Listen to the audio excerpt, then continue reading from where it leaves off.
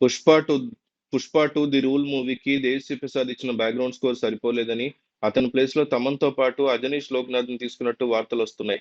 'Pushpa 1 the rise' మూవీకి దేవిశ్రీ ప్రసాద్ ఇచ్చినటువంటి background score minus అయిందనే talk వినిపించింది. ముఖ్యంగా ఎలివేషన్ సీన్స్‌లో దేవి ఇచ్చినటువంటి బీజీఎం సరిపోలేదని విమర్శలొచ్చాయి. కొన్ని రోజుల క్రితం జరిగినటువంటి ప్రెస్ మీట్‌లో దేవిశ్రీ ప్రసాద్‌కి ఇదే ప్రశ్న ఎదురైంది. అయితే ఈసారి తగ్గేదేలే అంటూ సమాధానం ఇచ్చాడు దేవి. అయితే 'Pushpa 2' first half final cut ఇప్పటికే పూర్తయింది. దీనికి దేవిశ్రీ ప్రసాద్ ఇచ్చినటువంటి బ్యాక్‌గ్రౌండ్ స్కోర్‌తో హీరో అల్లు అర్జున్ సంతృప్తి చెందలేదని, అందుకే తమన్‌తో బ్యాక్‌గ్రౌండ్ స్కోర్ ఇప్పించాలని నిర్ణయించుకున్నట్టు ఒక వార్త సోషల్ మీడియాలో వైరల్ అవుతోంది. తమన్ సంగీతం అందించినటువంటి 'అఖండ', 'అరవింద్ సమేత వీరరాఘవ', 'సరైనోడు', 'అల వైకుంఠపురంలో', 'రేసుగుర్రం' వంటి సినిమాల్లో బ్యాక్‌గ్రౌండ్ స్కోర్స్ సినిమాకి చాలా ప్లస్ అయ్యాయి.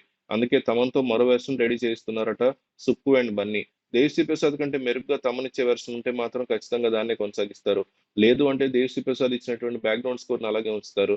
అలాగే మంగళవారం, విరూపాక్ష వంటి తెలుగు సినిమాలకు పనిచేసినటువంటి కన్నడ మ్యూజిక్ డైరెక్టర్ అజనీష్ లోక్నాథ్ కూడా 'పుష్ప 2' మూవీ సెకండ్ హాఫ్‌కి బ్యాక్‌గ్రౌండ్ స్కోర్ ఇస్తున్నట్టు సమాచారం.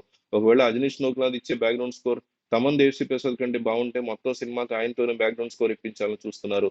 ప్రస్తుతం అజనీష్ లోక్నాథ్ 6 సినిమాలతో బిజీగా ఉన్నాడు. 'విజయ్ సేతుపతి', 'మహారాజా' సినిమాకి మ్యూజిక్ డైరెక్టర్ కూడా అజనీషే.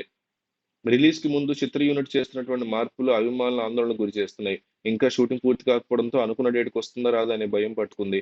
ఓ పక్క చివరి నిమిషాల్లో టీమ్‌తో జరుగుతున్నటువంటి మార్పులు మరో పక్క అయితే 'పుష్ప 2' మూవీ అంచనాలు మాత్రం వేరే లెవెల్‌లో ఉన్నాయి. 'Pushpa 2 the rule' movie 1,065,00,00,000 pre release business చేసి రికార్డ్‌ని క్రియేట్ చేసిన సంగతి తెలిసిందే.